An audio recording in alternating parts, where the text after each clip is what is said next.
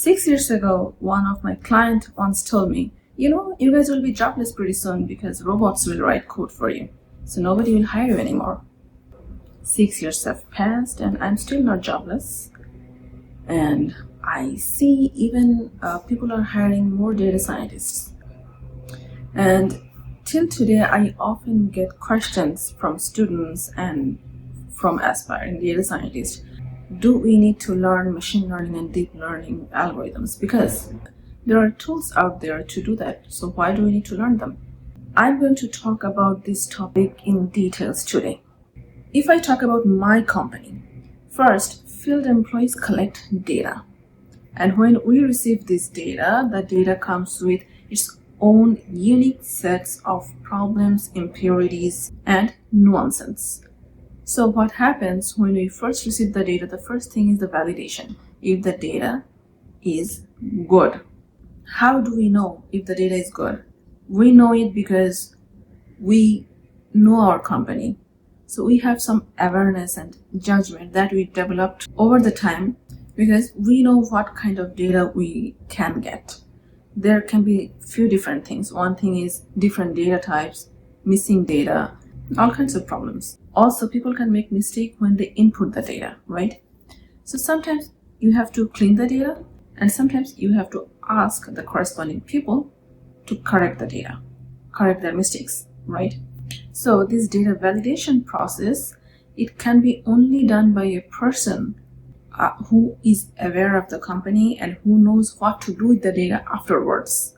And this kind of judgment, this kind of awareness cannot be in an AI tool yet. If we ever have an advanced AI tool, we have to train the AI tool what kind of data we need for the further analysis or machine learning or whatever we want to do with the data.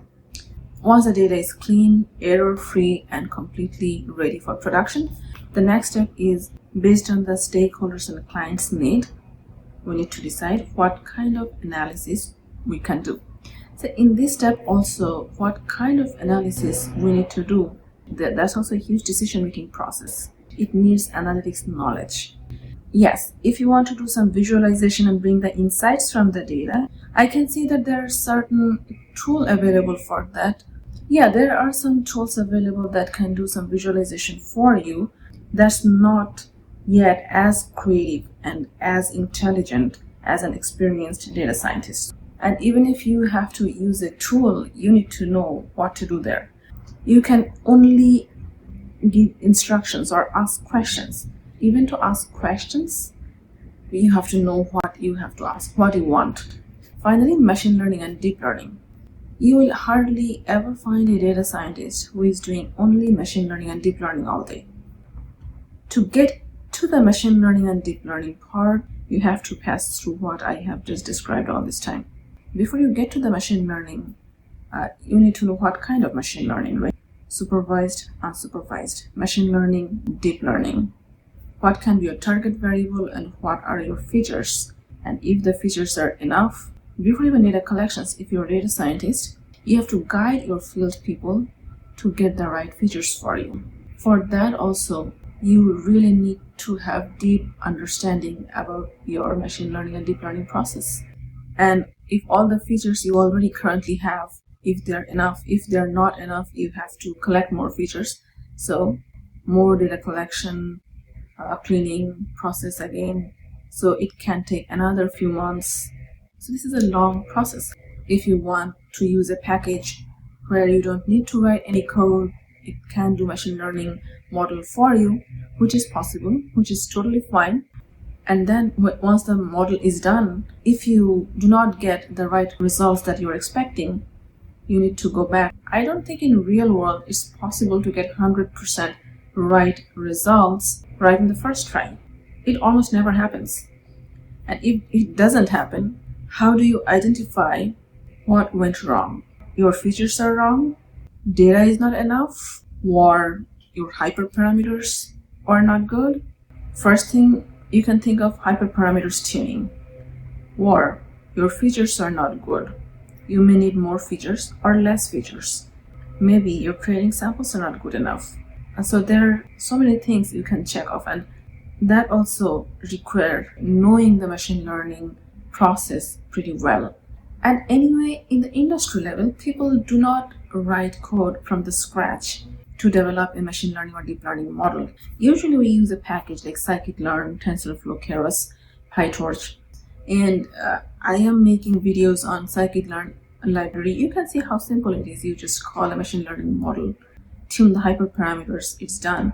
But tuning the hyperparameters may need some experience and understanding. Once the model is done, you need to understand the result.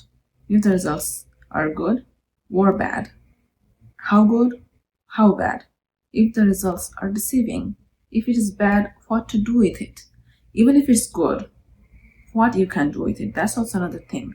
Say you are getting 90% accuracy on a supervised learning model. Then the 10% is not accurate. So how you use that model with the 10% inaccuracy, how you adapt it in your company, right? How you communicate to your stakeholders.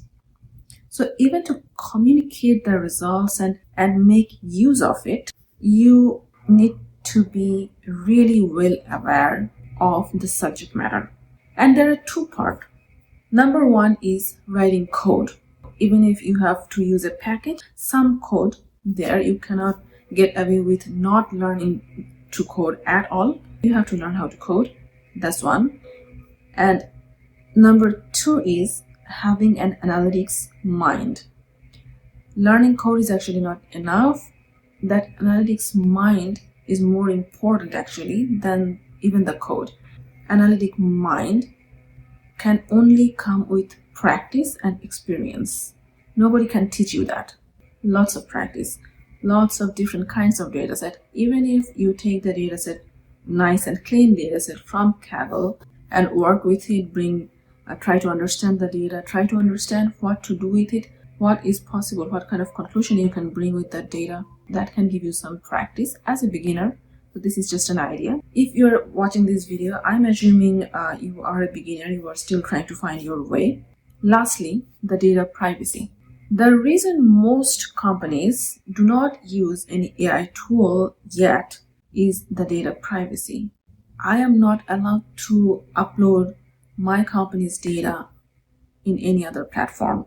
We can use open source libraries, but I cannot use a tool where I have to upload the data, which is strict. No, I will get into legal trouble if I do that.